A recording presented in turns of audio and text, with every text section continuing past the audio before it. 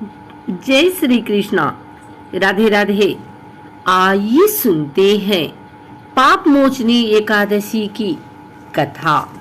अर्जुन ने कहा, हे कमल नयन, मैं ज्यों ज्यों एकादशियों के व्रतों की कथाएं सुन रहा हूँ, त्यों त्यों अन्य एकादशियों के व्रतों की कथाएं सुनने की मेरी जिज्ञासा बढ़ती ही जा रही है। हे मधुसूदन, अब कृपा कर आप चैत्र माह की कृष्ण पक्ष की एकादशी के विषय में बतलाइए। इस एकादशी का क्या नाम है, इसमें कौन से देवता का पूजन किया जाता है तथा इस व्रत का क्या विधान है। हे श्री कृष्ण, यह सब आप मुझे विस्तार पूर्वक बताने की कृपा करें। भगवान श्री कृष्ण ने कहा, हे अर्जुन, एक बार यही प्रश्न पृथ्वीपति मानधाता ने लोमस ऋषि से किया था। जो कुछ लोमस ऋषि ने राजा मानधाता को बताया था वही मैं तुमसे कह रहा हूँ। राजा मानधाता ने धर्म के गुहात्म रहस्यों के ज्ञाता महर्षि लोमस से पूछा, हे ऋषि श्रेष्ठ, मनुष्य के पापों का मोचन किस प्रकार संभव है? कृपा कर कोई ऐसा सरल उपाय बताएं जिससे सहज ही पापों से छुटकारा मिल जाए। महर्षि लोमस ने कहा, हे नृपति, चैत्र मास के कृष्ण पक्ष की एकादशी का नाम पाप मोचनी एकादशी है। उसके व्रत के प्रभाव से मनुष्यों के अनेक पाप नष्ट हो जाते हैं। मैं तुम्हें इस व्रत की कथा सुनाता हूँ, ध्यान पूर्वक श्रवण करो। प्राचीन समय में चैत्र रथ नामक एक वन था। उसमें अप्सराएं किन्नरों के साथ विहार किया करती थी। वहां सदैव वसंत का मौसम रहता था, अर्थात उस जगह सदा नाना प्रकार के पुष्प खिले रहते थे। कभी गंधर्व कन्याएं विहार किया करती थी, कभी देवेंद्र अन्य देवताओं के साथ क्रीड़ा किया करते थे। उस वन में मेधावी नाम का एक ऋषि भी तपस्या में लीन रहते थे। वे शिव भक्त थे। एक दिन मंजू घोषा नामक एक अप्सरा ने उनको मोहित कर उनकी निकटता का लाभ उठाने की चेष्टा की। इसलिए वह कुछ दूरी पर बैठे बीड़ा बजाकर मधुर स्वर में गाने लगी। उस समय शिव भक्त महर्षि मेधावी को कामदेव भी जीतने का प्रयास करने लगे। कामदेव ने उस सुंदर अप्सरा के भ्रू का धनुष बनाया, कटाक्ष को उसकी प्रत्यंचा बनाई और उसके नेत्रों को मंजू घोषा अप्सरा का सेनापति बनाया। इस तरह कामदेव अपने शत्रु भक्त को जीतने को तैयार हुआ। उस समय महर्षि मेधावी भी युवावस्था में थे और काफी हृष्ट पुष्ट थे। उन्होंने यज्ञोपवीत तथा दंड धारण कर रखा था। वे दूसरे कामदेव के समान प्रतीत हो रहे थे। उस मुनि को देखकर कामदेव के वश में हुई मंजू घोषा ने धीरे धीरे मधुर वाणी से बीड़ा पर गायन शुरू किया, तो महर्षि मेधावी भी मंजू घोषा के मधुर गाने पर तथा उसके सौंदर्य पर मोहित हो गए। वह अप्सरा मेधावी मुनि को कामदेव से पीड़ित जानकर उनसे आलिंगन करने लगी। महर्षि मेधावी उसके सौंदर्य पर मोहित होकर शिव रहस्य को भूल गए और काम के वशीभूत होकर उसके साथ रमण करने लगे। काम के वशीभूत होने के कारण मुनि को उस समय दिन रात का कुछ भी ज्ञान न रहा और काफी समय तक वे रमण करते रहे। तदुपरांत मंजू घोषा उस मुनि से बोली, हे ऋषवर, अब मुझे बहुत समय हो गया है, अतः स्वर्ग जाने की आज्ञा दीजिए। अप्सरा की बात सुनकर ऋषि ने कहा, हे मोहिनी, संध्या को तो आई हो, प्रातः काल होने पर चली जाना। ऋषि के ऐसे वचनों को सुनकर अप्सरा उनके साथ रमण करने लगी। इसी प्रकार दोनों ने साथ साथ बहुत समय बिताया। मंजू घोषा ने एक दिन ऋषि से कहा, हे विप्र, अब आप मुझे स्वर्ग जाने की आज्ञा दीजिए। मुनि ने इस बार भी वही कहा, हे रूपसी, अभी ज्यादा समय व्यतीत नहीं हुआ है, कुछ समय और ठहरो।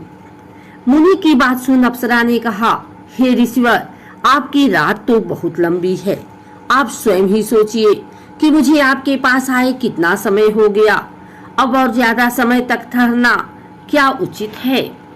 अप्सरा की बात सुन मुनि को समय का बोध हुआ और वह गंभीरता पूर्वक विचार करने लगे।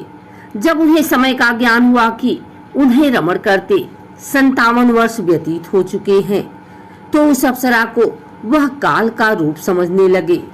इतना ज्यादा समय भोग विलास में व्यर्थ चला जाने पर उन्हें बड़ा क्रोध आया।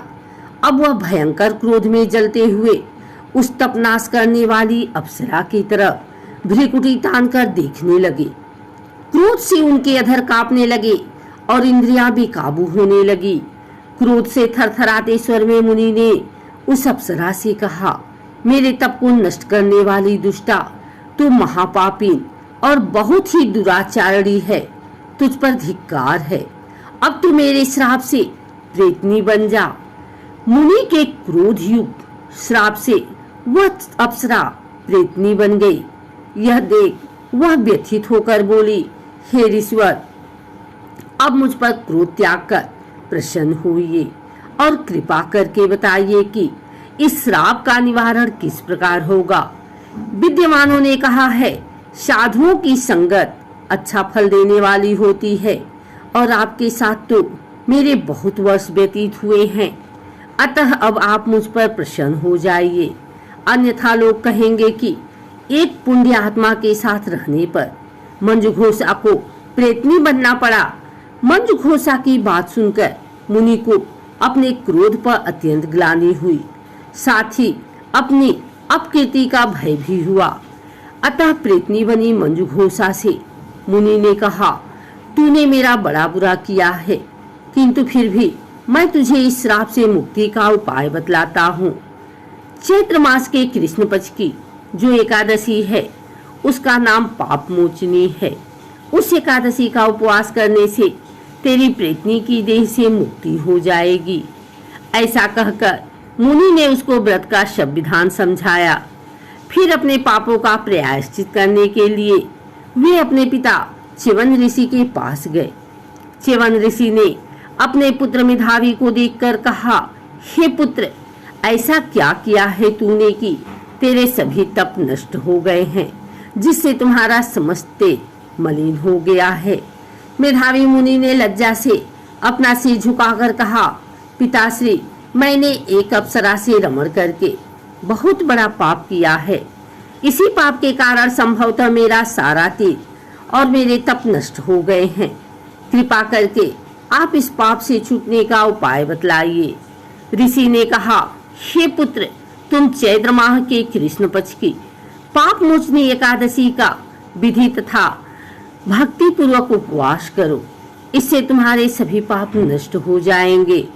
अपने पिता च्यवन ऋषि के वचनों को सुनकर मेधावी मुनि ने पाप मोचनी एकादशी का विधि पूर्वक व्रत किया।